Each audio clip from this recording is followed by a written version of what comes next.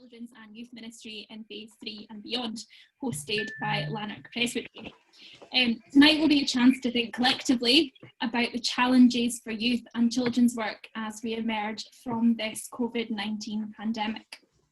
As a presbytery, we at Lanark are aware of the impact that this situation has had on our children and our young people. Life as they know it has changed completely, and for how long, we don't know the answer. Everyone here tonight is dedicated to working for the betterment of our young people. And each one of you here tonight is committed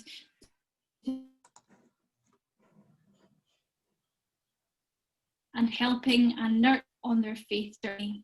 This global pandemic has hit our young people in ways we may not have thought about. So we acknowledge how vital your work is and how youth work can get restarted once again within our churches. So we've got quite a packed programme tonight, so I think we should just get started. I'll begin with a few introductions and a few housekeeping rules, and then we can get going. So from Lanark Presbytery, I'm Louise Mackay. I'm convener of Worship and Disciple.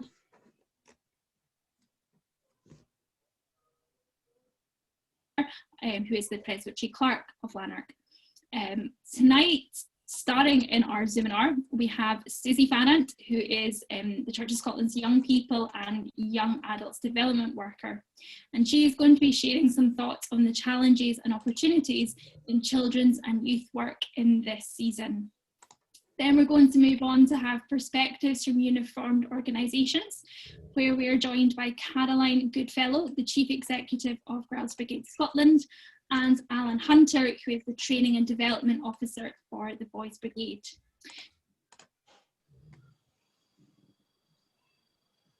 Organisations, and then finally we're going to move on to establishing work in our church buildings.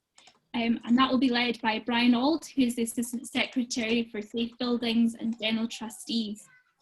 Brian Kerr, who again, as I said, is our Presbytery Clerk here in Lanark, and both of whom are on the COVID working group in the Church of Scotland, so they are meeting regularly with the Scottish Government to look at how the Church comes out of this pandemic.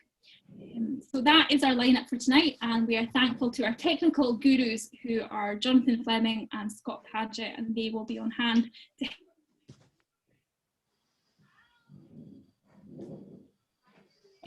end our evening with an open questions, which will be chaired by Brian Kerr.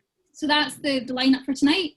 Just a few housekeeping rules. If you could keep your microphones muted, unless you're called to ask a question, otherwise we're going to get everyone's background noises. I had a session meeting where a woman's dog was barking continuously, so she kept trying to unmute, so please do keep your microphones muted. During the time for questions, you can use the wave hand function, which if you go to your use participants button, and the raise hand function should be there. I'm sure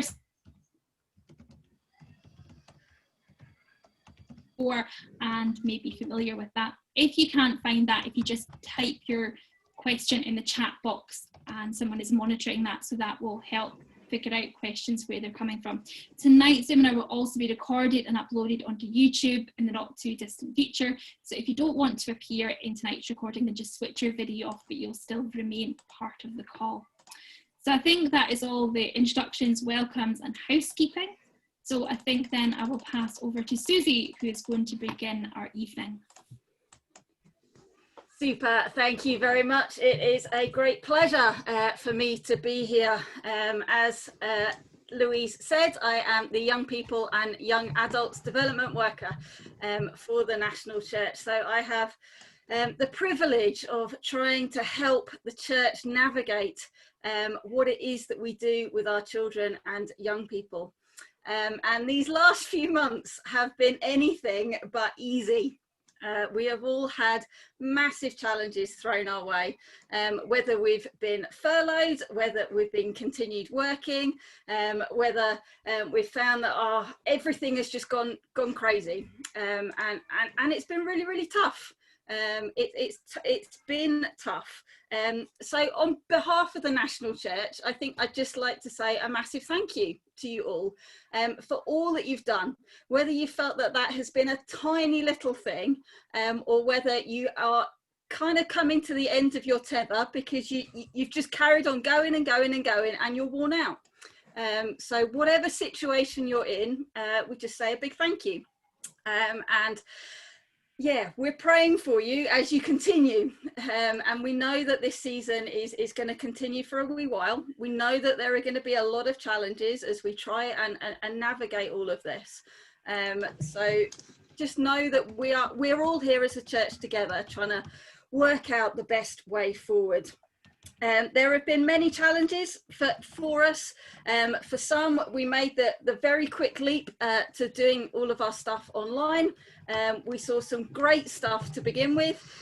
We managed to get all of our young people online, but then we've maybe seen our numbers drop over time as the weather improved, as we were allowed to get outside more. We all started to see these numbers drop off. Numbers also started to kind of go, we found our young people had a bit of Zoom fatigue. We found that although that initial excitement of being on Zoom and seeing people quickly wore off, as we found actually trying to do things on a screen became difficult. We found the relational stuff, it just wasn't quite the same. Our brains couldn't kind of compute that we were interacting with people, but it wasn't normal. It wasn't quite right. We also found, particularly with some young people, that they started to feel that as we all moved online, that they felt that adults were starting to invade their space that they're so at home on. They thought that we were invading, and so they started to disengage for the things that we as adults were trying to put on and do with them. They started to retreat into their own other spaces. Some of us may have experienced a massive technological gap. For a lot of us, this was the first time we'd ever even heard of Zoom. And yet here we are now, several months down the line, all very proficient in how to use it. We maybe kind of started to find that we were having to become pros at WhatsApp or YouTube Live and Facebook and all of these things that we just weren't kind of used to. And it was a big, big challenge for many of us. I think for this season, change, adaptability, they are the kind of key features of what it is that we're now doing.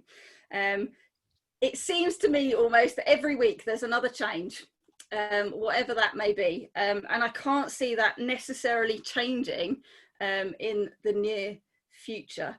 So I think we need to embrace the opportunities that we're kind of being given, rather than having this mindset of thinking that everything is really difficult, it's not normal, we want to get back to our buildings, we want to do things how we've always done them.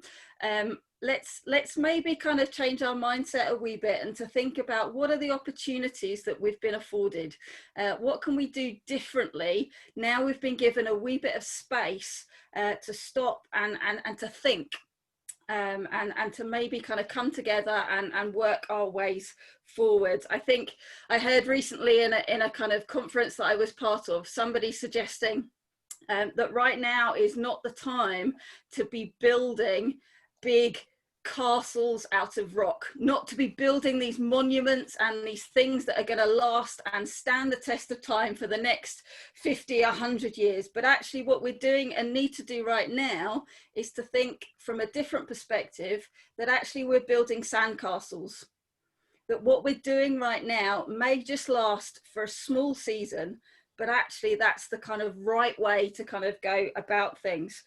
So I think we need to embrace the opportunities, we need to think differently, we need to maybe not rush back to what we had. I think certainly over recent years we've been realizing that the things that we maybe have been doing are maybe not all that they could be. And now we've had this opportunity to stop that gives us the chance to rethink and reimagine and listen again to what God is saying and kind of calling us to do. So maybe, if you like, I often like to think about the stuff we do with our children and young people as maybe there are three kind of faith-forming ecosystems that we operate in, and that we need to be operating in. Those three being the peer group. So we're very, very good at getting children together in their peer groups. A lot of the things that we do on a Sunday morning in our uniformed organisations, in whatever it is, we're very, very good at putting young people in their peer groups, and that is really important. But then the other two faith-forming ecosystems, being the home and being an intergenerational community, we've actually not been quite so good at in the past at kind of encouraging those things. Maybe now is a really, really good time to focus on building up these two aspects. So how can we help and encourage families to be building and doing faith together at home? Given that that's where we're spending an awful lot of our time right now, what is it that we can be doing as people that work with children and young people? What is it that we can be doing to help families do this stuff at home together? And now with our buildings and the kind of restrictions on the number of households you can work with and all of those sorts of things, maybe now is also the time to focus on how we be an intergenerational community. You know, how can we do that? How can we be small and be okay with that? You know, actually, if you can have three households meeting together in a home, well, that can be parents and that can be children. That could be, you could maybe have some folk of grandparents' age, but actually doing a small group together, doing faith together, that there's the opportunity to do that in a way that actually right now we don't have the opportunities to bring peer groups together. So maybe now is the time to just focus on something slightly different and to kind of build up those aspects of the work that we do, rather than constantly focusing on how to get back into our buildings and do things that way. So if we're all in this business of kind of building disciples and encouraging faith, there are different places we can do it in different ways, and maybe now is that time to explore some of those things. So right now, I would encourage you to start thinking about maybe small is best. Maybe small is the way to go. When we look back to the early church, they didn't have church buildings either. And what did they do? They met in small family groups. And it was from there that the church grew and flourished. What did they do together? They shared their stories. They prayed. What is it that maybe we can be doing in this kind of time? Maybe we need to build new rituals and kind of change and adapt some of the rituals that we already have. Some of those things that we're really missing, how can we adapt them slightly so that things can continue and young people can just hit on a different aspect of something and remember it, so that in the years to come that they will be able to remember and think about some of these different things. So essentially, overall, I would really encourage you to take time to stop and to breathe. We all need to breathe. You know, this time has been a really crazy time. We need to stop, we need to breathe, we need to refocus ourselves on God. And you know what? Our children and young people need rest too. As they've gone back to school over the last kind of couple of weeks, all the stories that I've been hearing, the number of them that come back from school, get straight into their pajamas and are having a nap on the sofa because they are exhausted. And the very thought of actually putting in another activity for them, that's just not what they need right now. What they need is to know that the church loves them and cares for them, that God still loves and cares for them, and that they can still rely and lean on him. So how do we be the church and enable our children and young people to know that they are loved. You know, maybe we need to go back to some of what maybe we would consider some of the old school methods, sending birthday cards, those sorts of things. Maybe we just need to stop and think and let everybody continue to breathe a wee bit. Maybe we need to think about, why is it we do what we do? Why is it that we do what we do? What is it that God is calling us to do? So I am there at the church offices, although I'm not there right now. I am obviously at home. The church offices are closed, but it is my role to support all of you.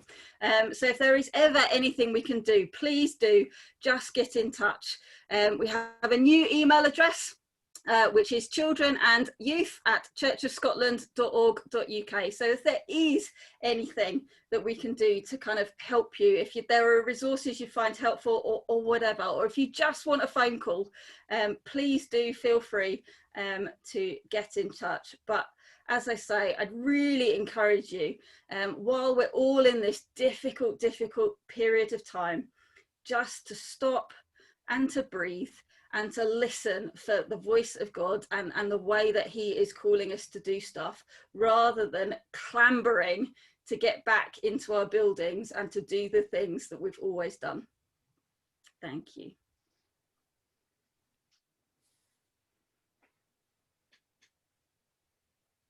Thank you, Suzi. I think taking time to breathe and to stop is something that we all need to hear. Certainly I took a lot out of what you were saying, and I think for young people, you know, we maybe forget how this time has impacted on them as well. Yes, kids are resilient, but the unknown is such a huge thing for them. So I took on board what you were saying, and I'm sure so would everyone else. And yeah, I think we all need to take time for breathe, and naps as well. Naps are very underrated things, and I think we should all nap. So I think now we'll move on to perspectives from uniformed organisations with Caroline and Alan. Thank you very much, Louise. It's good to be with you here tonight. Like everyone else, COVID-19 has been a real challenge for Girls Brigade Scotland. We took some time out to think at the very beginning to allow people to adjust. We didn't rush into anything for those first 6 weeks. We just kept in touch, and that seemed to work for us. But our leaders have responded really well, as has the executive. There isn't a handbook for the type of situation we find ourselves in, where things can change almost overnight, and have done. But our clear principle throughout it all has been keeping girls and leaders safe. That's our key priority at all times, and that is and remains our focus. What have we done? Well, in July this year, we set out clear guidance about our plans for the new session. This included a very clear route map for reopening, subject to Scottish Government guidelines and advice. We set review dates as the 18th of September and the 16th of October. If it isn't possible to reopen then, we will review the situation again in late December, with the hope and prayer that we will be able to start work afresh in January 2021. Subsequently, we provided companies with clear guidance on how to prepare for reopening, and that includes the risk assessment toolkit, which can be worked on now, but in consultation with churches or other hall providers.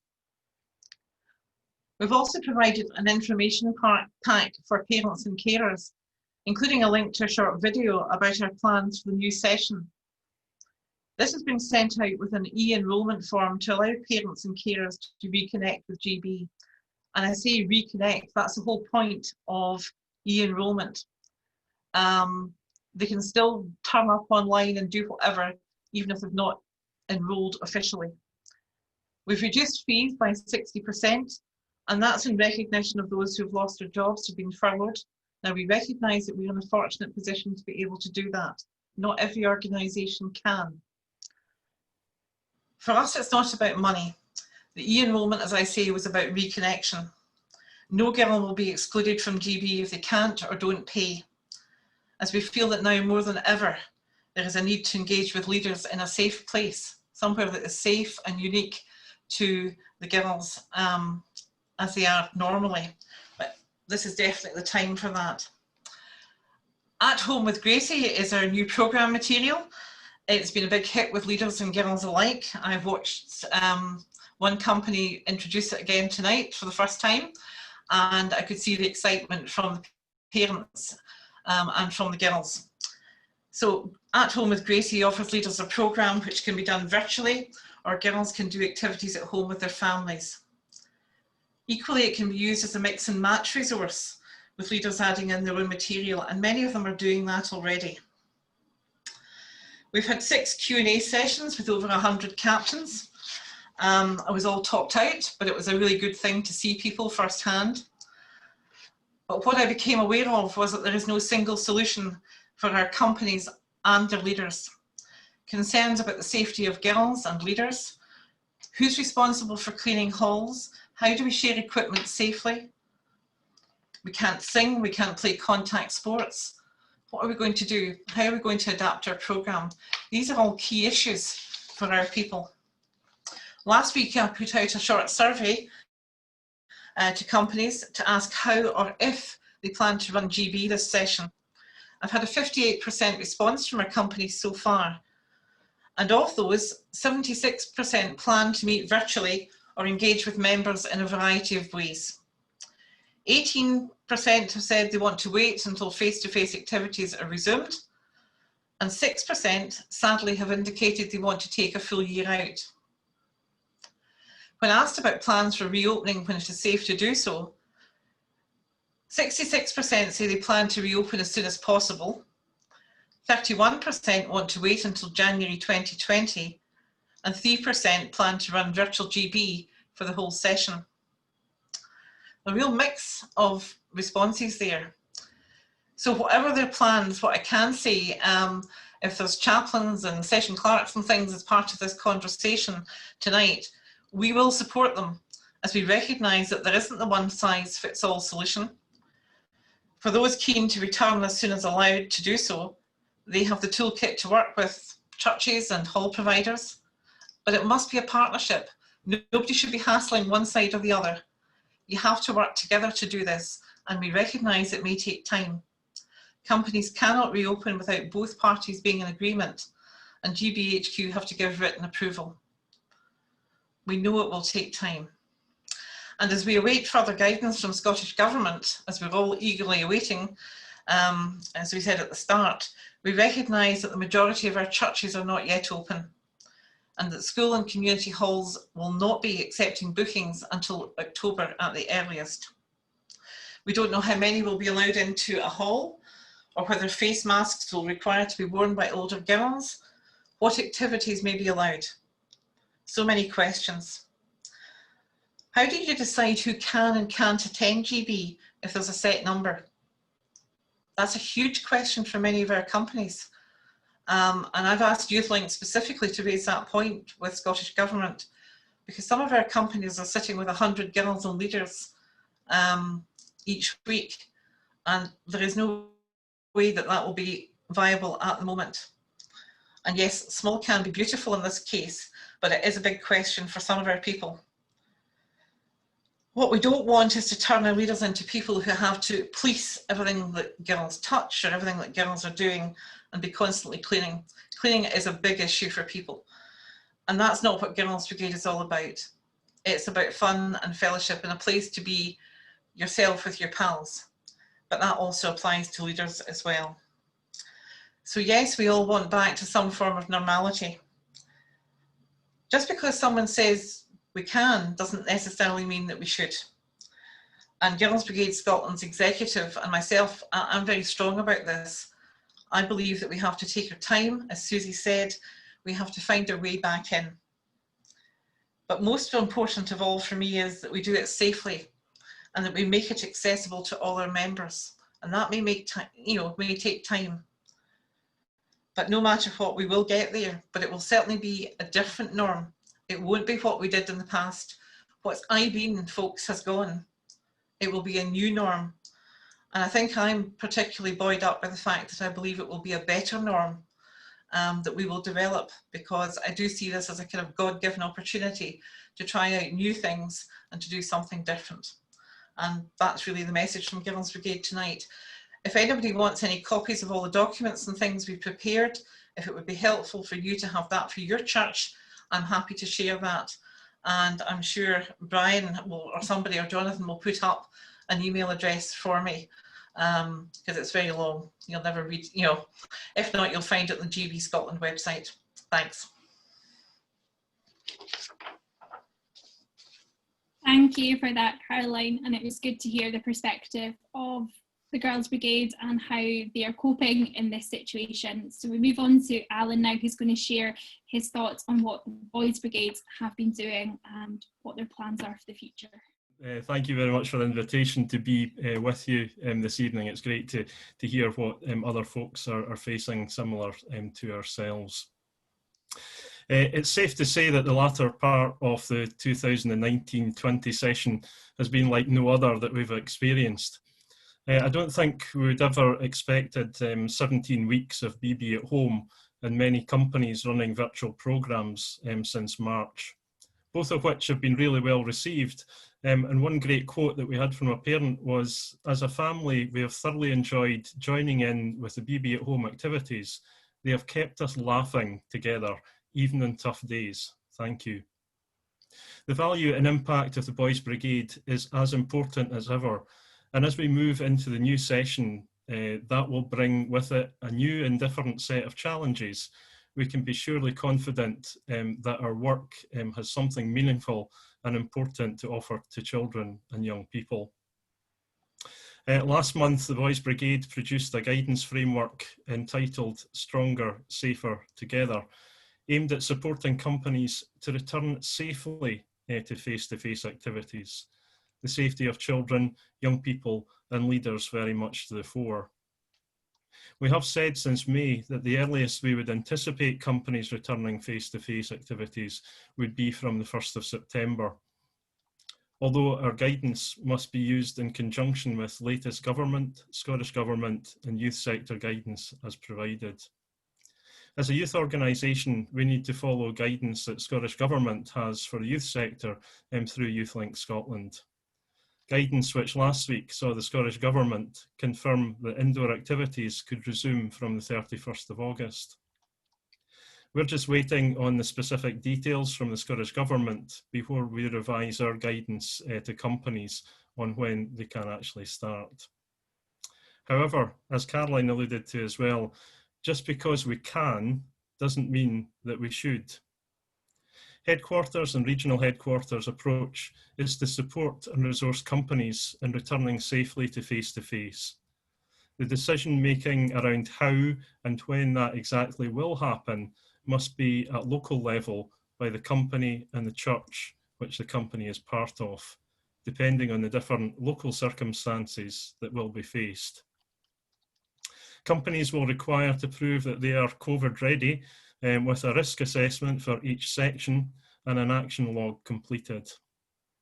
The approval process for face-to-face return will involve the company captain, the officers in charge of each section, and the chaplain or church representative. We have been encouraging leaders to engage or begin dialogue with churches since the guidance was issued last month. We hope that many of the innovations and much of the creativity shown by our leaders over the last 5 months, like running virtual sessions, will continue. Our approach for the months ahead is based on flexibility, and there's likely to be a need to operate a mixture of both face-to-face and virtual sessions during the autumn. A monthly programme for each section will be produced and available for all BB companies, which will support both face-to-face and virtual BB at home sessions. We have been for the last 3 months and will continue to engage with our leaders through webinars, future ones planned around delivering programmes and carrying out risk assessment. We had a successful chaplains webinar last week and a further one is planned for next month. There are many BB companies as well as churches who want to get back to some sort of normality as soon as possible. However, we acknowledge that obviously there will be many challenges ahead as things continue to change and develop. The Boys Brigade is a part of the church, and we need to remember that there are a number of different parts all wanting things to happen. We need to work together to ensure that we can continue to be a family, and like any family, we need to be sympathetic to each other's point of view. As a mission partner for the church, we can and need to work together with churches to support and engage with young people to enable them to live their lives to the full at such an important time for young people. One BB company during lockdown used their minibus to help a local charity deliver food parcels. And one of the leaders said, "I was walking away from one house when I heard a wee voice shouting, 'Hey, mister!' And when I turned round, a little girl was at the door and shouted, 'Thank you, you're a nice man,' and blew me a kiss. I'm not ashamed to admit that at that moment I had a tear in my eye." Let's work together to ensure that caring, loving atmosphere remains part of who and what we are, and continue to pray for all our children, young people and leaders as we continue to advance Christ's kingdom.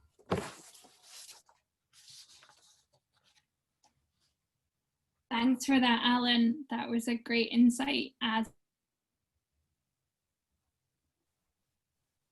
I'm totally blown away by both Girls Brigade and Boys Brigade and other organisations for youth and what they have been putting on for people during this, and how they've went to extreme lengths to get innovative and creative, and it's just been amazing. So thank you to both yourself and Caroline for sharing your views on the situation from the uniformed organisation's perspective. But now we're going to move on to, I think, where a lot of our questions are going to come from tonight about the use of buildings. So I'm going to hand over to two people who I've nicknamed the Yodas of church at the moment. Both Bryans have taken all the guidance that comes from the Scottish Government and makes it into usable guidelines and restrictions and things for us as churches. So Bryan and Bryan, it is over to you.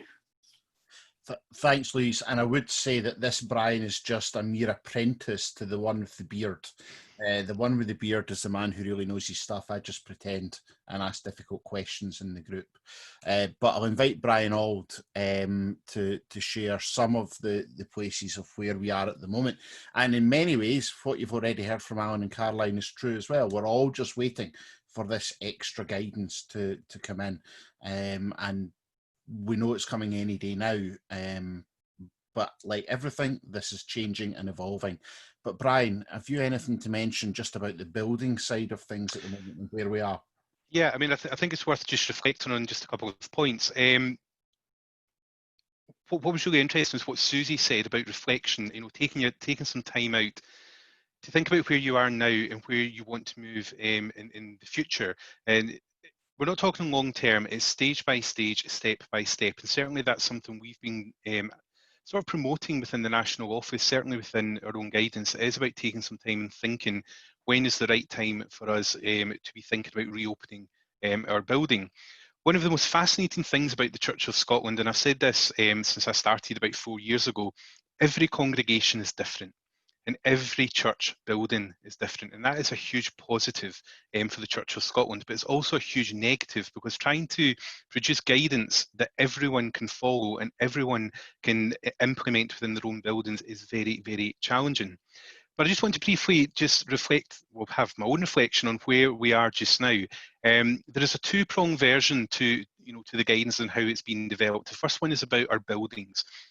What we use our buildings for and how we can get our buildings ready for when they will be able to reopen for certain activities. Now we know that church buildings have been allowed to reopen for certain things, namely worship and ceremonies. They have been allowed to have some degree of external use and for church meetings, but that's been heavily controlled by conditions, both from the Scottish Government and in terms of the regulation. But the second part, and it's absolutely the critical part here, is about how we manage risk locally within our own congregation. And again, we have a huge cohort of congregations who've taken the guidance, They've paid attention to the guidance and have really thought about their own buildings and how to apply the principles that we have outlined into their local buildings and environment. But the four main control measures of physical distancing, hygiene, cleaning and disinfection, and face covering, that is likely going to be with us for a considerable period of time. And I was really surprised by how many congregations were contacting me to say, well, we're not going to open or prepare our buildings until at least the start of phase 4. Well, the reality is we don't know when phase 4 is going to be. And things like physical distancing is going to be with us for a very, very long time. So it's worth spending some time on your buildings just now. In terms of the Scottish Government, we meet very, very regularly with the Scottish Government, at least weekly. Between myself and George White, who's the Principal Clerk, will attend meetings with the Scottish Government. And there's various formats there. We have the interfaith groups, but then we also have the policy groups. And that's to make sure that the views of the Church of Scotland is known to the civil service, so they can think about the policies and how best to reflect it into the needs of the Church of Scotland. What's really unique about the Church of Scotland is we're very much community focused compared to other faith groups.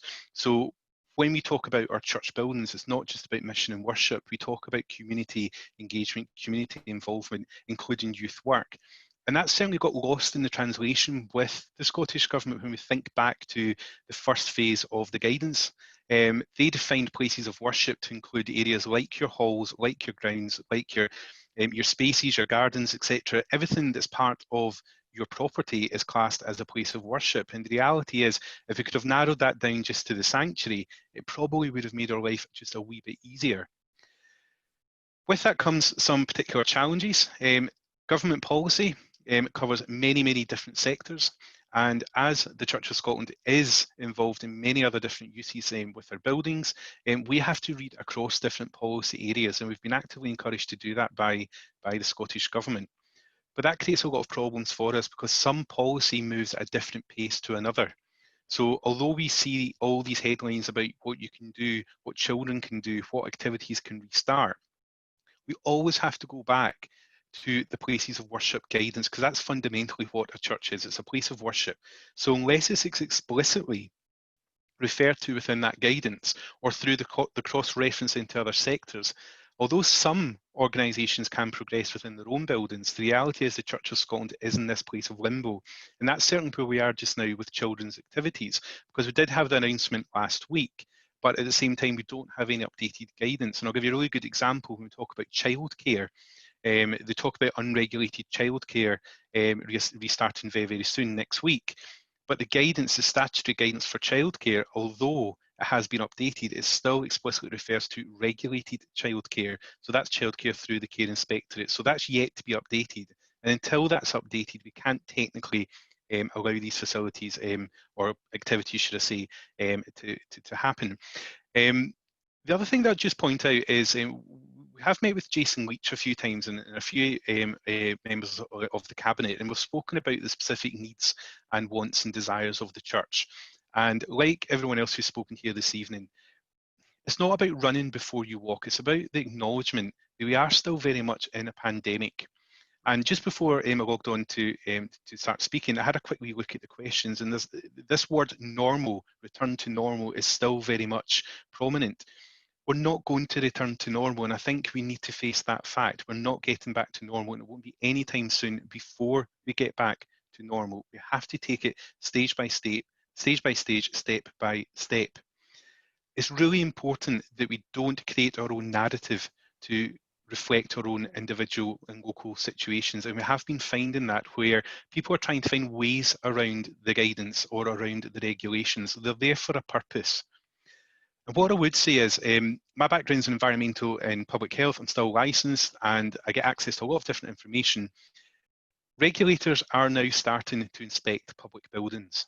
They are going out of their way to look at how buildings are occupied and how risks are being controlled locally. We've already had some EHOs visit church buildings. So they are out there and they will come and they will inspect and they will ask questions. So it's really, really important that we do things that are safe and in compliance with both the Scottish Government guidelines, our own guidelines, but absolutely with the regulations. If the regulations say that you can't do something, you really can't do something. Please don't try and find your own way around it. We are about to update our own guidance, that should be coming out on Friday. The problem is, until the Scottish Government gives us some further information, there's not really going to be that much in the way of new details for you. Certainly when it comes to sport and exercise, that sort of thing, that's been really prominent in people's minds, as well as the youth work and engagement with young people. If we don't know the answer just now, we are working really, really hard to find these answers for you. We have been working tirelessly over the last 6 months to make sure that we are fully supporting our congregations. It's a really difficult time for everyone, including all the staff in the National Office, and we are here to help. And if anyone has any questions, and I know this is not the type of forum that everyone likes, they might not want to ask questions, etc. Certainly Alan has given indication he'll take questions, etc., and we will exactly do the same. So please contact us. We have a specific website for COVID inquiries, so please contact us and we will do our very best to help you. Thanks, Brian. From a parish minister, Presbytery of Lanark perspective, I think it's really important that when Brian is talking about, and Alan was talking about, working in partnership, I think one of the challenges that we have is that whilst we might have some groups who are desperate to get back, and those groups may be on the more sprightly end of the church age bracket, we also have to remember that for a lot of churches, the leadership who are making decisions, who are having to complete the building stuff, who are having to arrange for cleaning and whatnot, are very often at the older end of that spectrum. And that can cause problems themselves. One way that youth groups or youth leaders might actually be able to be of use to help a Kirk session or a congregation is actually to offer services. If you've got people in your youth leaders quota or your boys brigade company or your girls brigade company or guides or scouts, whatever you do within the church halls, if you have individuals with skills that might be able to help a Kirk session, then it may be a useful thing to be able to offer some of those skills in partnership to assist, because just like in every facet of life, there are people who are anxious, so we have that in church as well. We have people who are anxious, as Brian said, about what this means. So I think we've got a huge amount of work to unpack. As Brian said, the guidance will hopefully be out on Friday. We are continually updating it. It seems Brian keeps having this conversation about, well, how many times will we update this? We need to think about slowing down, and then another 10 things come in that week. But it's important that you get the information that you need. Jonathan's in the chat has put up the link to the Church of Scotland guidance that's there, and we will share all the email addresses later on as well.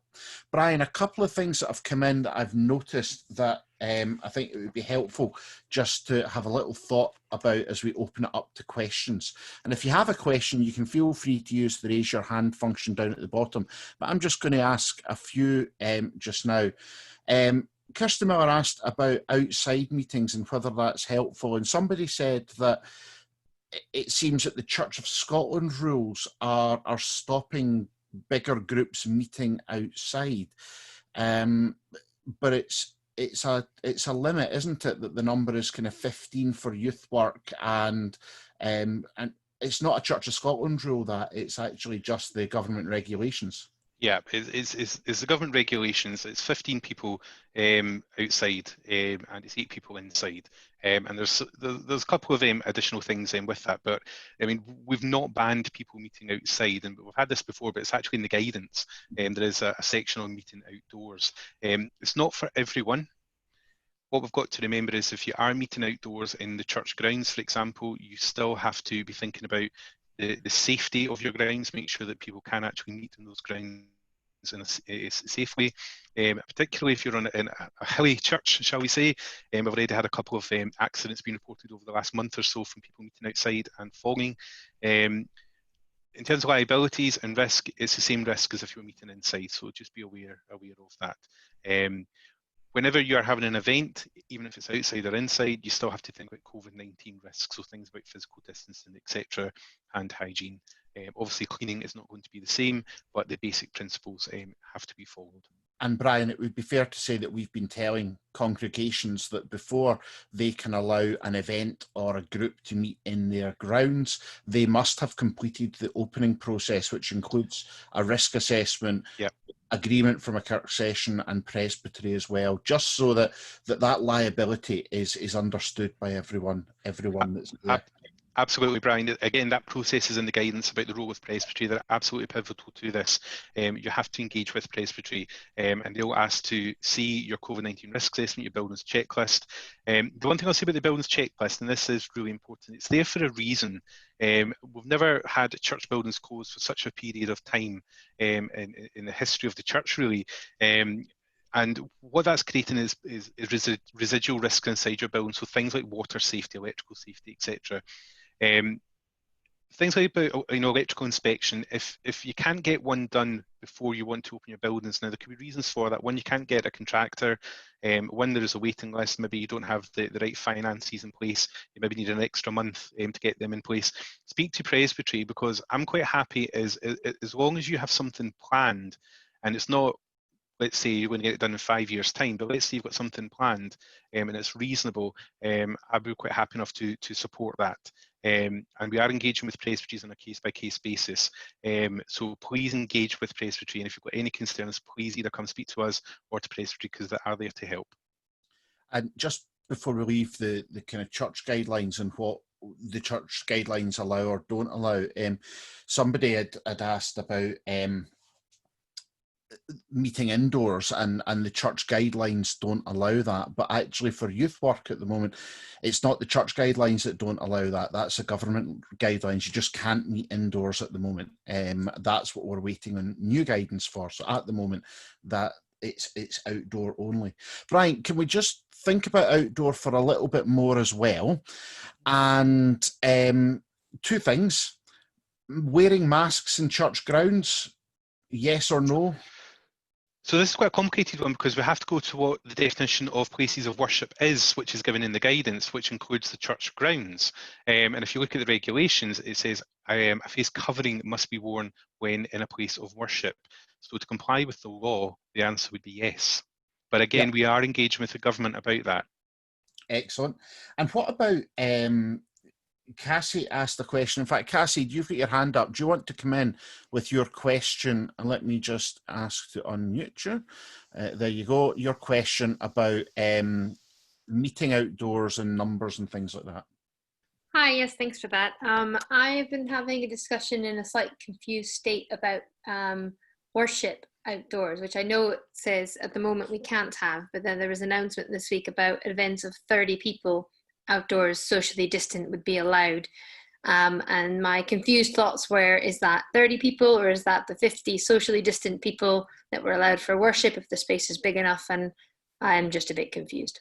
So yeah, it would be wonderful. Yeah, so the Scottish Government has yet to confirm their position on that, and this is a really good example of working across different sector guidance, because again it comes down to this definition of events. We're very clear that if you want to worship outside, you would follow the events guidelines. The Church of Scotland acknowledge that, but they haven't adapted their guidance to reflect what's already there for worship purposes inside. Again, we are meant to be meeting with the Scottish Government tomorrow, and having some further updates and discussion on this. And that's all I can really say just now. So I can't really give you a definitive answer. All I can say is something we are aware of. It's another anomaly, and we'll try our absolute best to get a reply to that as soon as possible. Great. Can I ask one just wee bit of clarifying, just from a perspective of having a bit of a biology background and a bit of confusion, outside is safer in terms of transmission? So why in an instance of worship would we be allowed 50 if the space permitted inside, but 30 outside, just from a general science point of view? Yeah, I'm not entirely sure I can answer that. I mean, technically I can only assume it's to do with the volume of people, and if you're inside, it's slightly easier to control a volume of people than it would be outside, because people can tend to wander off into different areas, etc. And it's about that sort of control of people, and it's a good example about about schools, etc., and youth work, for example, how a school's going back and youth work hasn't been able to do it. And it's about this grand minimisation of risk. So although we're exposed to different risks at different times, it's when you have that collective risk over a period of time, it's trying to reduce that to as small level as possible. It's a really, really good point. I mean, the science behind it, you're absolutely right, would suggest that if you're meeting outdoors, you're much less likely to be infected than you are indoors. It's just one of these things where there's obviously some advice being given to the Scottish Government by their advisory panel, and they're adhering to that at the present time. Brilliant, thank you for that. I think they don't completely understand modern worship. I think they're maybe stuck about 40 years in the past, but thank you. I think there is an interesting point in that, Cassie, and whilst they might be stuck in the past, what we've got to remember is that the government are not just writing places of worship regulations for the Church of Scotland or for a Presbyterian form of worship. It is for all places of worship, and across the denominations and across different faith communities, that is very, very different. So just because the guidance might not suit what we think worship ought to be, the reason the government have put that in is to try and be as broad a brush as possible and as fair to all faith groups as they can. And that's why it might be, and yes, we do understand worship from the Scottish Government at this stage, is come in, sit down, face the front, listen, stand up, leave and don't speak. I'm quite comfortable with that in most Sundays, but yeah, definitely. Can we just, a couple of things, Bryan, if groups are using our buildings,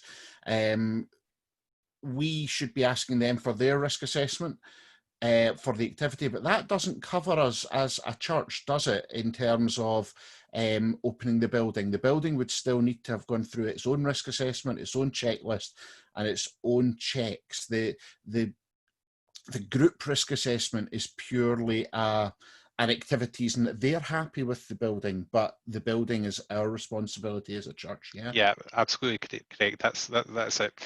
So I mean, basically what the process is, it's the same as any liability. You're supplying a space for someone to come and occupy to do whatever activity they want to do. They're responsible for that activity to make sure that activity is carried out in a safe way. What the congregation is responsible for is the bricks and mortar, and to make sure that the building and the facilities both meets the needs of the people who are coming into your space, but also that it is safe. What we will find, and what you will find as well, is once you've done your COVID-19 risk assessment, you don't keep redoing the risk assessment, you add to it and you take things out. So you're not constantly having to write new risk assessments. They are live documents and they will evolve over a period of time as you do undertake more and different activities within your building. And that would the same go for service providers as well. So let's take that a little bit further then, Bryan, and thinking about us as churches and youth groups using other premises. And us needing to have risk assessments for using a community centre or something. At the moment, it's unlikely that churches are going to be able to meet in community centres. And I know in Lanark Presbytery, we've got 2 congregations that meet each Sunday in a community centre. So for them, opening for worship at this point isn't possible. Is that something that we just have to accept at the moment in terms of what we can do? Is there anything the church can do to facilitate discussion between government and the church about using centres, or is it just something we just have to accept at the moment?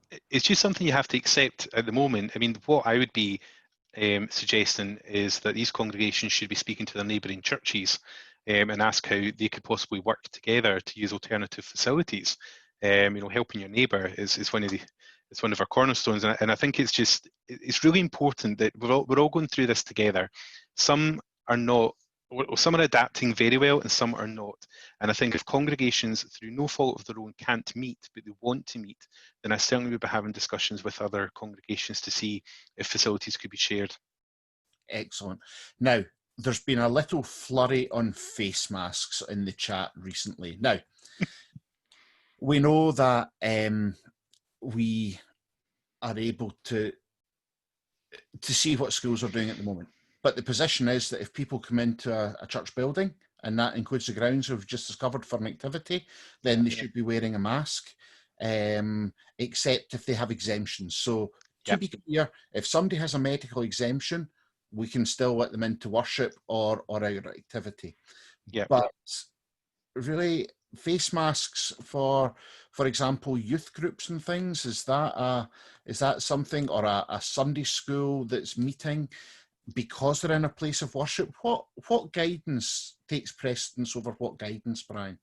The regulations, you have to comply with the regulations, and just be mindful that the regulations do carry offences where you can actually be fined. And the other thing to bear in mind is that because congregations are, and I don't like using this word, but it's true, you are classed as a business because you're a registered charity.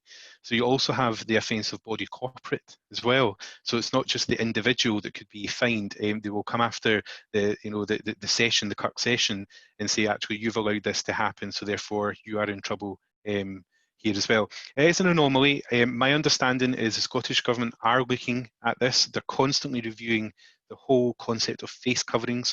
Remember, children under 5 don't technically have to wear a face covering. There's lots of exemptions to face coverings. Please look at the regulations. Regulation 7 is under the 8th amendment, if you want to go and find it.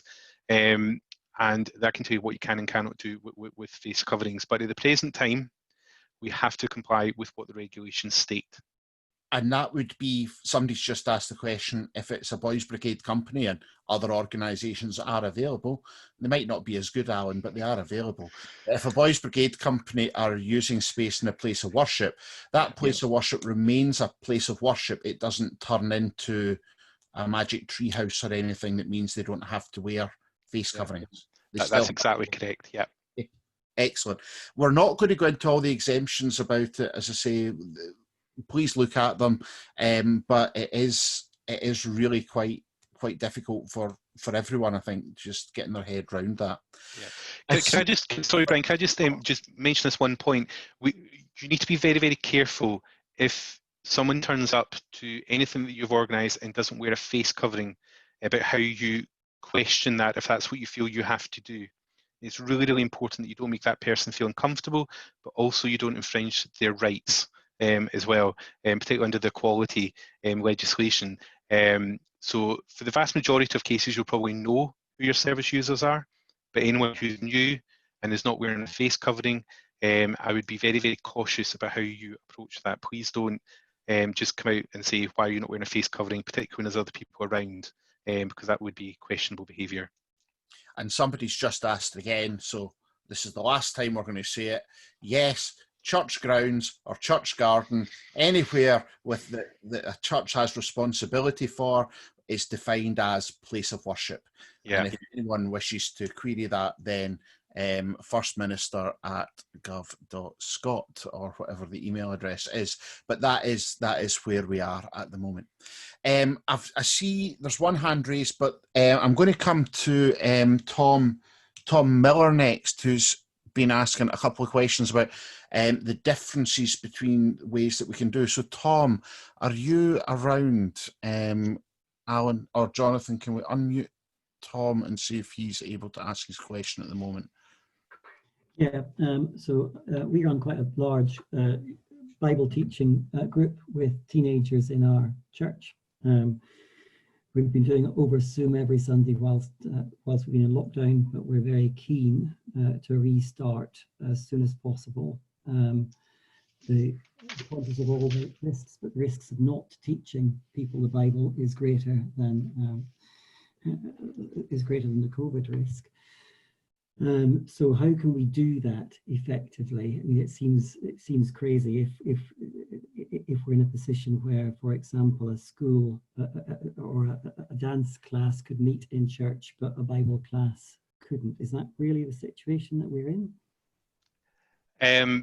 Yes, it really is the situation we're in, and just so that I didn't misunderstand what you were saying there, but the risk of COVID-19 is you're trying to balance the risk of transmission to teaching the Bible. I mean, the reality is the COVID-19 risk is a priority, regardless of what activity you're doing, and yeah, I mean, the answer is what you've basically just answered yourself. There is procedure there, there's a policy there, and as frustrating as it will be, And I do share that frustration with you. We have to stick to what the policy states for the time being. But hopefully you'll take some comfort to know that it is constantly under review, and there is very much detailed discussions about various children's activities, including educational-based activities, and how they can safely be undertaken out with the traditional school environment. What the First Minister has clearly said on numerous occasions is, again, it's about this balance of collective risk. So although children are at school, they are being exposed to an environment where there is an increased risk of transmission. Now, there is evidence to say that the growing risk, well, the risk is growing, particularly in the children group, because the COVID-19 itself is evolving as a virus. We're still in the middle of the pandemic. We're still dealing with other risk factors. So what the government is basically saying, children's education, traditional education, is the priority, and everything else falls in behind that. And that's what we have to basically follow at the present time. Thanks, Brian.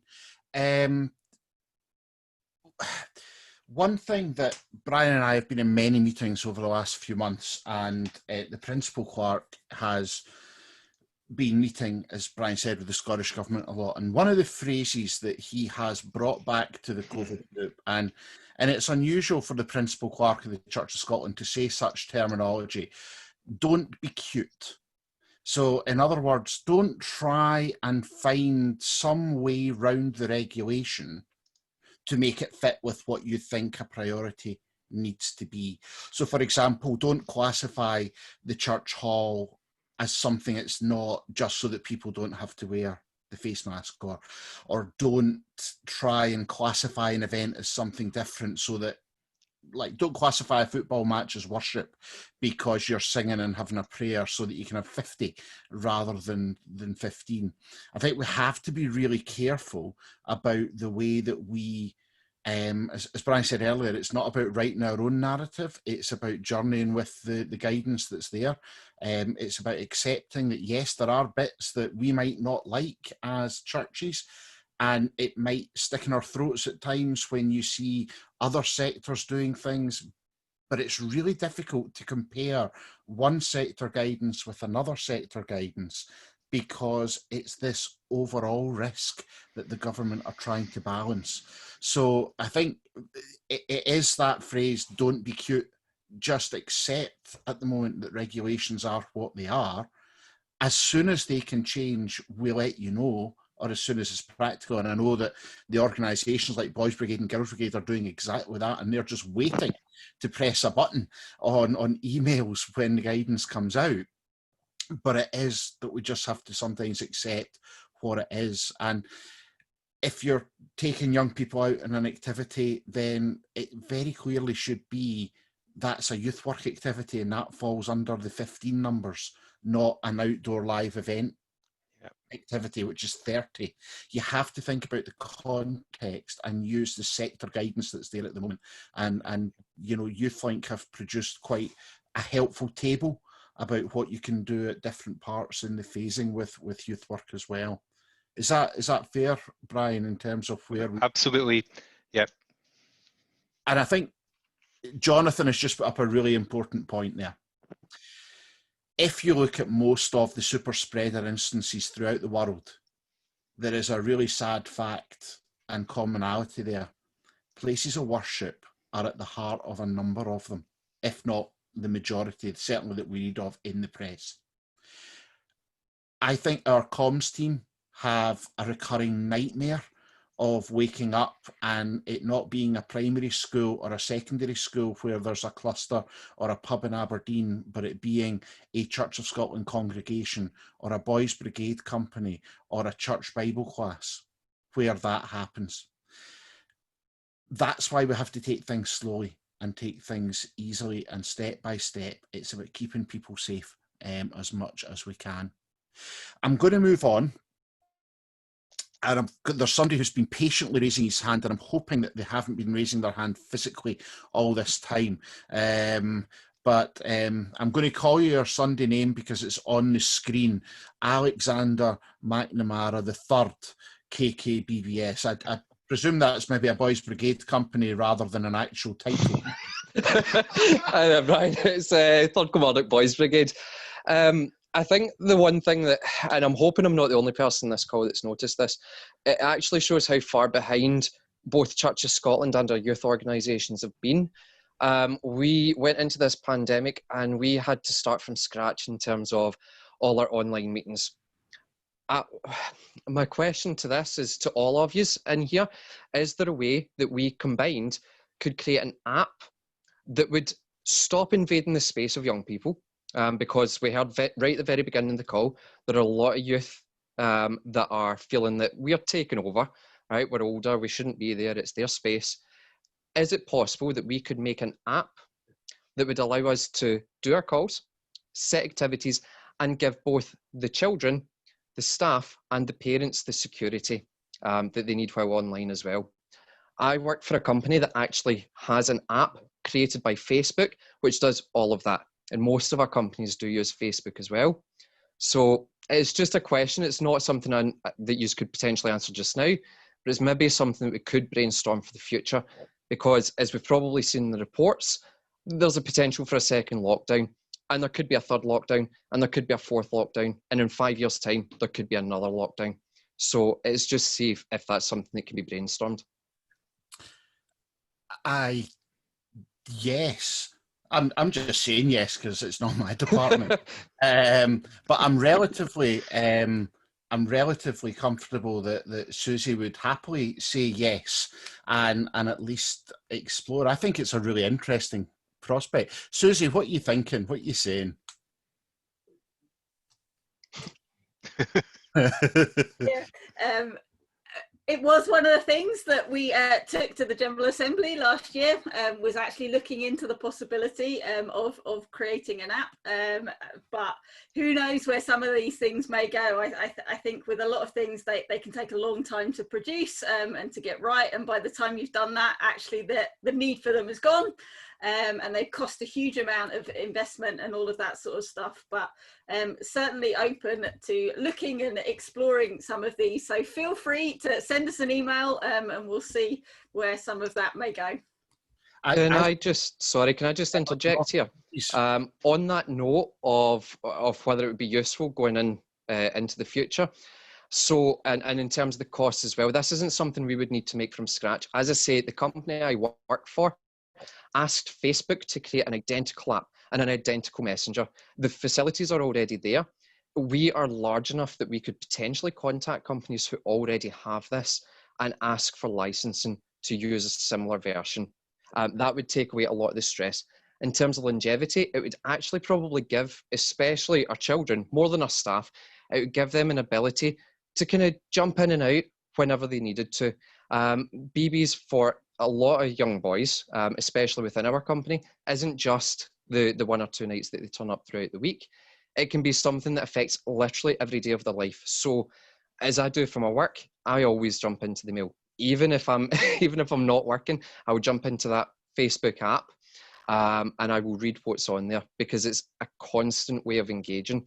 So I think a lot of the things in terms of, because it's something we hear all the time, especially in the church, we always hear cost, we always hear about longevity. I think this is maybe the time that we put them to the side and look more than just what we're going to be spending just now, but maybe what we're going to be spending and what we're going to gain from that within 10 years.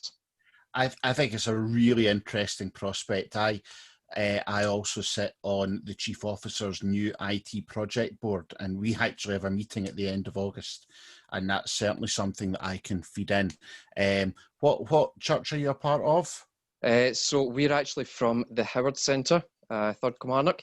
I've been a part of many churches, so that's maybe not the best question to ask, but it's Third Kilmarnock Boys Brigade. Where we find you is all we care about right now, and we've now inserted a chip officially in you, so don't worry about it.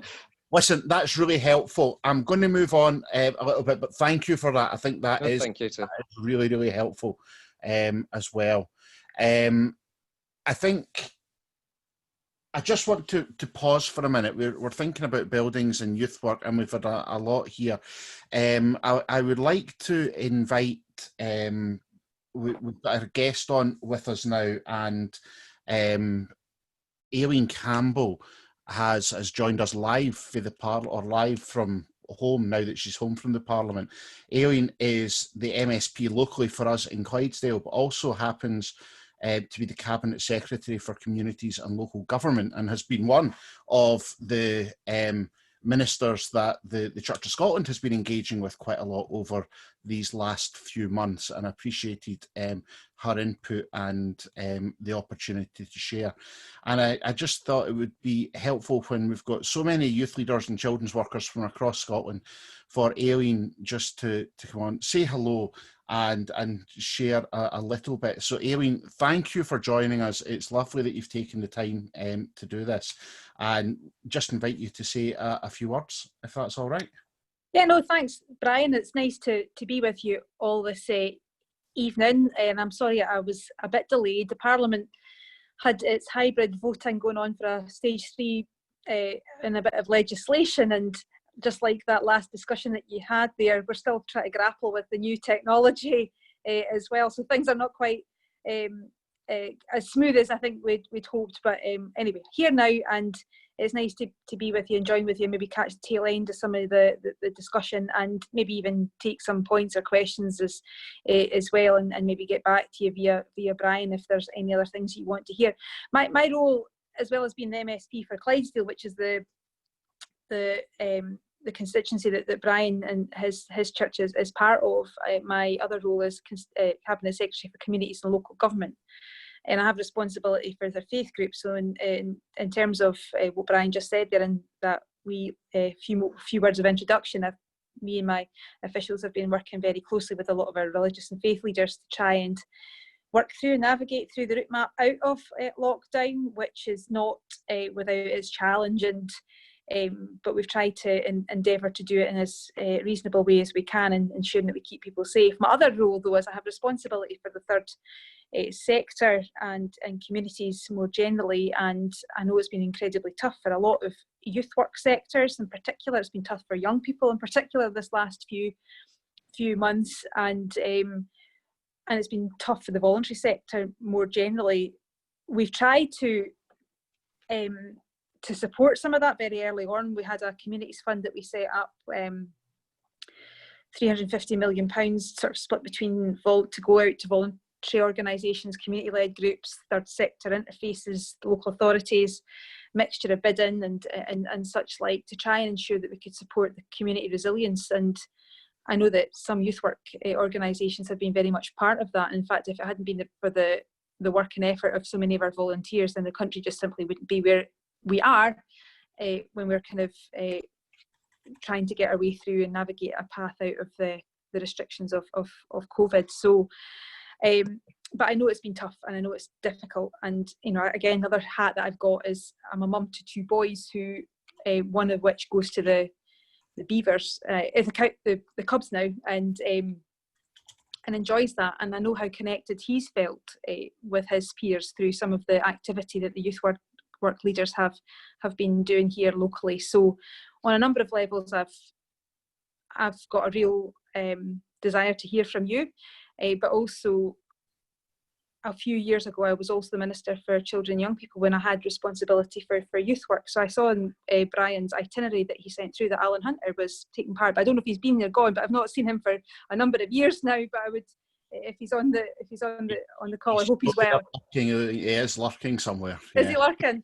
Because I think we both hail from the same part of Perthshire as well. So, so I hope he's doing well. So anyway, I guess, you know, I know that you'll all have been busy. You've all been doing an awful lot to try and keep young people engaged and updated and involved and looked after and looked out for. I would want to just say thank you for that. And if there are any things that you want to express to government just now about what you would see as being needed to move forward for you as a sector, then I'm happy to take them on board and make sure that the government hear them more generally. So thank you, Brian, for the chance of being with you. No, thank you, Aileen. It's great that you've joined us, and I know that in the community in which you live, the church is starting to grapple again with how it can reopen, how it can continue to serve the community and what that means. And it is a difficult process, but I think it's been a a good process just to try and make sure our buildings are as safe as they can be for the community. I just want to ask, are there any other questions that you've got? If you have got any questions, now would be the opportunity to raise your hands on the little magic box thing down at the bottom or wherever you have it. I think we've kind of answered quite a lot of the questions that were there, Bryan, in terms of building. We know we're waiting. One thing, Aileen, that would be helpful for you maybe to take back is that all the organisations, so Boys Brigade, Girls Brigade, Church of Scotland and all the youth leaders have been expressing a little bit of challenge, just that the guidance isn't quite out yet for the non-regulated childcare and indoor youth work and things, and we're getting to the stage that's really quite tight now. So it would be really helpful if you can do anything to try and help us navigate that, and maybe encourage a publication of that sooner rather than later. I know it is ready to come out hopefully soon, but we can't make many plans now for this really important part of work until we see what the criteria is going to be as well. Yeah, I'll take that back. I know that there's lots of youth work organisations that government, so Youth Link or Youth Work Scotland or Youth Scotland now. Sorry, yeah, we're still waiting on them publishing the new stuff as well. Right. Okay. So, right. I'll make sure, because that's important, because I guess the difference between many of you here is that you're volunteers and you're doing this on top of your day jobs, and to try and find the time and cope with all other things is particularly challenging. So I'll take a note of that, Bryan, and maybe try and get back to you, and if you can disseminate it then. Of course we can do that with Suzi and the Boys Brigade and Girls Brigade as well. In terms of, Bryan, youth's church, Sunday school, Bible classes at the moment, what we're saying is that they can meet as part of worship. So if they come to worship and then leave at an appropriate point for activities like that, that's okay. At the moment, that's all we can say until we see the guidelines. Is that right? Oh, Bryan, you're muted, sorry. Bad habit. Yep, exactly, Bryan. I think we just keep it as it is just now. The intention is, from next Sunday, Sunday school should hopefully be able to resume within its traditional format. But we'll just wait to tie up any changes to the guidance just to make sure that we are all up to date. And there's a cracker that it's good that Aileen's just come in for an out-of-school care regulated group using our building, which is a place of worship, and technically that means it's face masks for all, or face covering, because we are a place of worship and that's it. But should it be, or should they be following the guidance from the Care Inspectorate in the sector? Bryan, what's your ruling? Well, my own views on that is it regulated childcare from the Care Inspectorate? You follow the guidelines, the sector-specific guidelines for that, regardless if it's in a place of worship or not.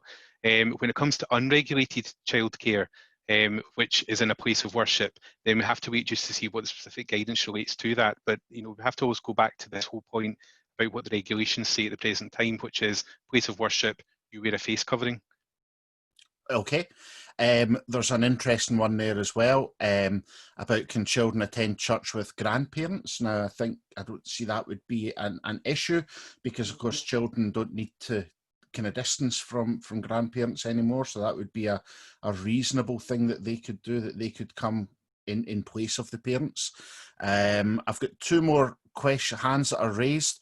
I've got somebody asking for 10 ideas for what we could do between now and Christmas. Suzi, get your cap on. I'm coming to you in a minute.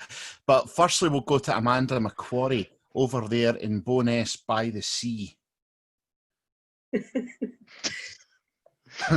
Not very sunny though. No. Never is, Amanda. Never. Not today. No, actually, well, my question is very similar to the one that has just been asked about 10 ideas between now and Christmas. We've heard lots about what we can't do, but actually what could we do? I want to kind of have ideas. What are people planning? What are they thinking?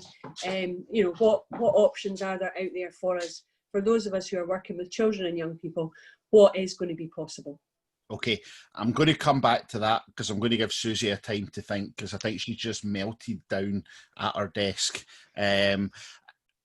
Lindsay Boyack has got her hand raised. Lindsay.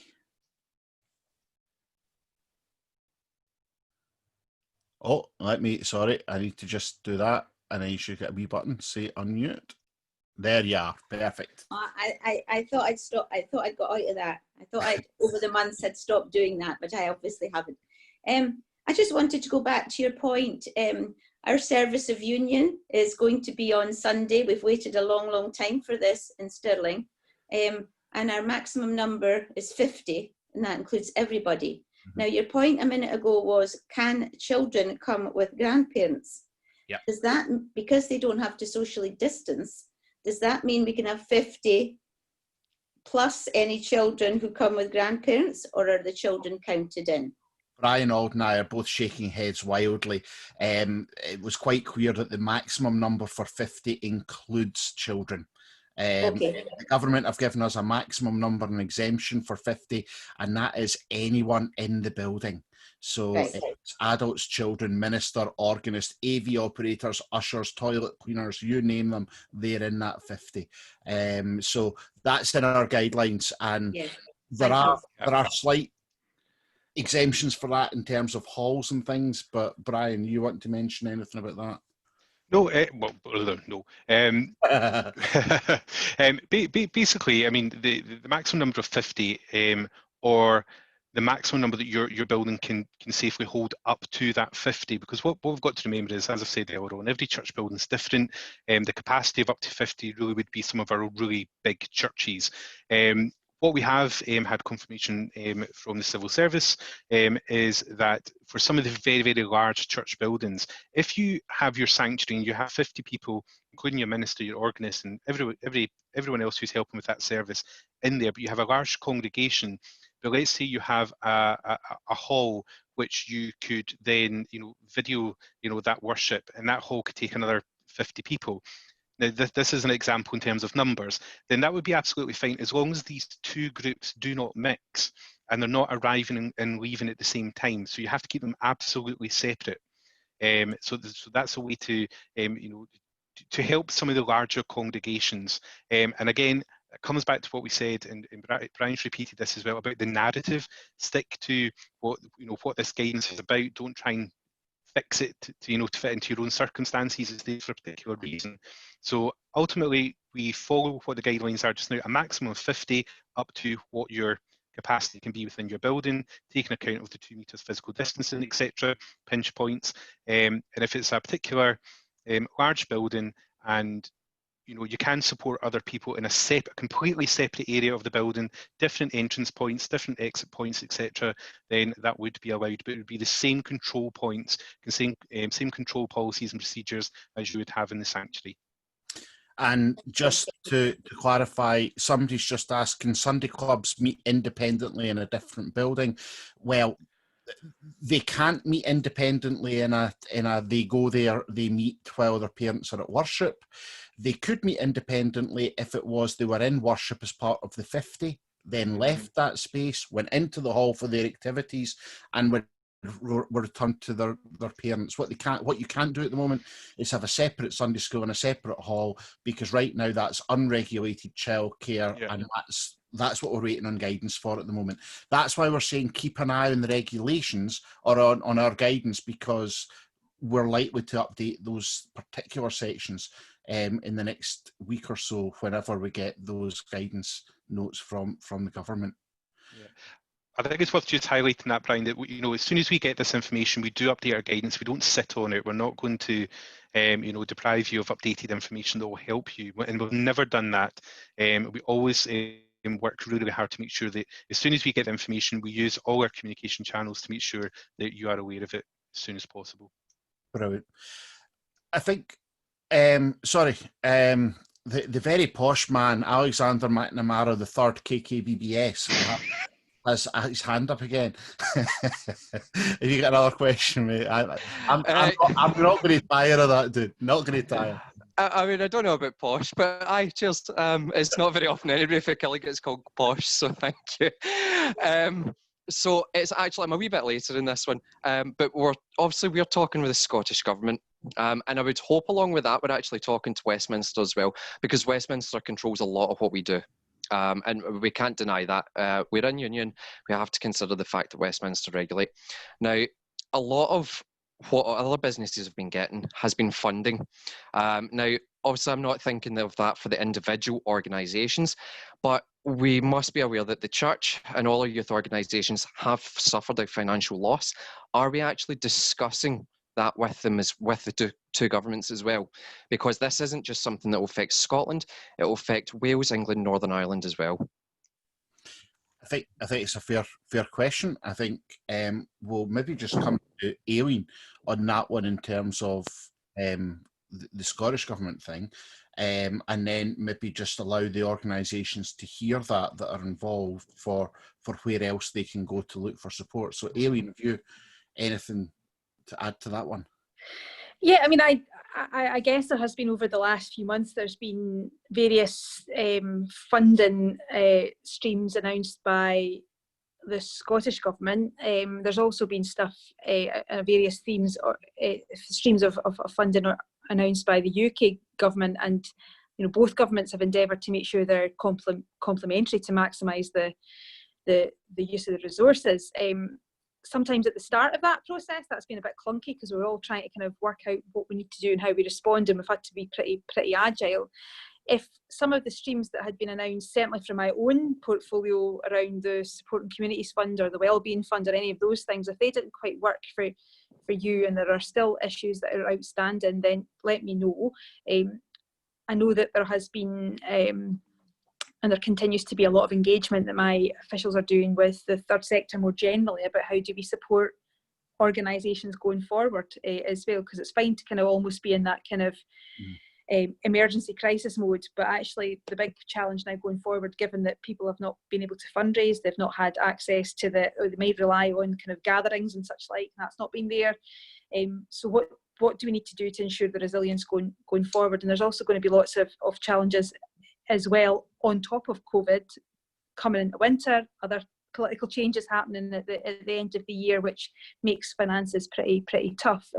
So if there are things that haven't quite worked, then the best thing to do is to make sure that you're using those avenues and to discuss them with government. But if that hasn't been open to you, then by all means, if Bryan's amenable to, if you want to kind of let me know, then I can try and make that broader point across the government to say if there, and identify if there are any anomalies. Now, I can't pretend that we can solve everything, and that's going to be the biggest challenge going forward. At the start of this, we identified there was money, resources, both governments did, but as we go on and it's prolonged, the situation we're in, it becomes more challenging because the money is finite. But there are maybe other ways in which we can do that, and there might be ways around how we maximise the use of the money that's out there already. Yeah, I mean, I think there were some challenges. I know that some churches, for example, couldn't get, despite being a kind of business property and treated as such, we weren't able to access the £10,000 business grant that properties could get. Mm-hmm. That's because of a word in law in the council tax regulations which say that we are kind of exempt from paying them, and so because of that we are not eligible for that funding stream, and there were only a few open to us because we promote religion and things, and that's fair in a lot of ways, but it was just difficult when we are a non-domestic property. Mm-hmm. We're treated like that, but yet we weren't able to focus. So I think there have been a few niggles, but I'm saying that, Aileen, as you know, as a church that did get funding to do a lot of community stuff, and I'm very grateful to that, and I can supply the world with jigsaws if you need them. We have a jigsaw library now in Greyfriars, and it's fabulous. So I think there has been funding there for creative things, but perhaps it's been more challenging for the run-of-the-mill bread and butter stuff. Yeah, I think. Can I interject just once again on this? It's just so obviously in terms of local organisations, getting funding is a wee bit easier. We have to be honest, there are parents who will help, especially with the youth organisations that are part of the community. So in terms of building themselves back up, that may be easier. What does it look like though for our headquarters, or both church, Boys Brigade, Girls Brigade? how, because obviously they need funding as well, it's not just the companies or the churches themselves. So what does it look like for all the heads? It's just a good job we don't have our head of finance on at the moment. Otherwise, that would be a very, very long answer. But it is a very point. It's a point, because I know that the funds that I have responsibility for have had, there has been a number of organisations like yourself, Bryan, and others across the country's local organisations that had adapted, were innovative, nimble, creative, responding to need. They were able to access some of the funding that was out there. So too were some of the organisations able to access some of the funding that helped ensure the resilience in a local sense as well, if that adaptation wasn't as feasible. But that's where our focus now is around what do we do going forward for the third sector more generally, and that's why our engagement has been, my engagement has been with SCVO, others as well, and I know that colleagues will have also been engaged with the youth work sector, because there is a big question mark about how do we use the money that we have and support what we can. And for me as well, the big thing that youth work offers is we're talking about closing the attainment gap and whatever. For me, that has never only, and should never only mean traditional and forms of education. Youth work also has a huge role to play in engaging with young people in a way and in a level that teachers just can't. And sometimes that has to be viewed and appreciated a bit better than it possibly has been over many years. But I know that one of the most recent announcements that the DFM made was also had a mention and focus on youth work too. So it's going to be difficult and challenging, and what we need to do now with the resources we have is to work out how do we best support organisations going forward, and what that means. And I know that's going to be tough and bumpy and not feel very, very comfortable, particularly now that furlough is starting to end, where that had been something that had been keeping people going for a wee while. Okay, thanks, Aileen. That's been really helpful, and it's been great to have you with us. I'm going to hand back to Louise, but just as I do that, to finish the night, I just want to say, if you have any questions, then contact Alan at the Boys Brigade, contact Caroline at the Girls Brigade, contact the COVID email address in the Church of Scotland if there are any specific things there. And that COVID email address does get kind of fired out to the right people. So if it's a children's or youth work one, then it would be sent to Isabel or Suzi to pick up on. So please don't be shy about using these things. Sign up to the newsletter for children's and youth work. Use the Now You're Talking Facebook page. We will put all of these links on the Lanark Presbytery Facebook page, so just search for us and look at it, and that's where we'll post the link for the recording as well. It's a great way of me getting followers for the Facebook page anyway, but we will put that up as soon as we're able to do that, and we'll make sure they're in the narrative of the Facebook or the YouTube video as well, as Jonathan says. So thank you, and Louise, over to you to finish off for us. Okay, thanks, Bryan.